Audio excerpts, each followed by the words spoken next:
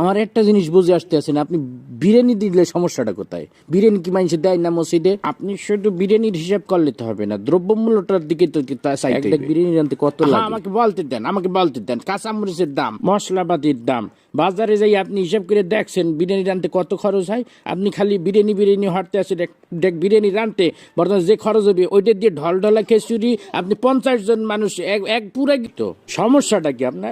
আপনি খালি খাওয়ার হিসাবটাই বুঝলেন, আপনি দ্রব্যমূল্য হিসাবটা বুঝবেন না। আপনি কি মনে হচ্ছেন আমি কি বহুত টাকার মালিক হয়ে গেছি? হ্যাঁ, এখন যত কামাই তত খরচ।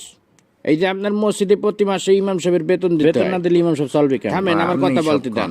আবার এই যে রমজান মাস আইছে, তারাবি পড়াবে, হাদিয়া দিতে হইবে না? আমার রিজিকের মালিক আল্লাহ। আল্লাহ আপনার ধন সম্পত্তি দিছে, ধন সম্পত্তি দিয়ে আপনার পরীক্ষা দিয়েছে।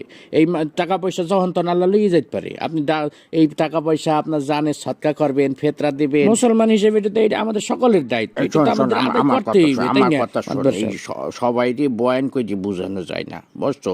যে গেটি বেহার তুই কোরআন বুঝাইতে খাওয়াইলেও বুঝবে না। একটা কথা সবসময় মনে রাখবি, যে মানুষটা জায়গা রয়েছে তাকে কিন্তু ঘুমেতে উঠানো যায় না। এই যে আমি বিরিয়ানি দিতে পারবো না, আমি ডলডলা খিচুড়ি দেবো, বিরিয়ানি দিলে আমার সমস্যা, এই যে এত সময় ধরে বুঝাইতে আসো, একটা কথা কি ওর কানে গেছে? ও শুরুতেই বসতে আছে যে আমি ডলডলা খিচুড়ি দেবো, আমি বিরিয়ানি দেবো। আপনি কতক্ষণ ধরে বুঝাবো আমি? এই দিক টাকা শোন, আমি গত বছর আমি পুরা গ্রাম বইটা আমি বিরিয়ানি খাওয়াইছি না, পুরা গ্রাম কোনো ঝামেলা হয়েছে। আমি শুধু আমাদের মসজিদ না, আমি ভাগ করে দিছি, আমি কোনো সমস্যা হয় নাই, শর্টও পড়ে নাই, সবাই তৃপ্তি সহকারে খাইছে। আমার মনে হয় আমার মতো সভাপতি এই মসজিদে ইতিপূর্বে আর আইসি কিনা আমার জানা নাই।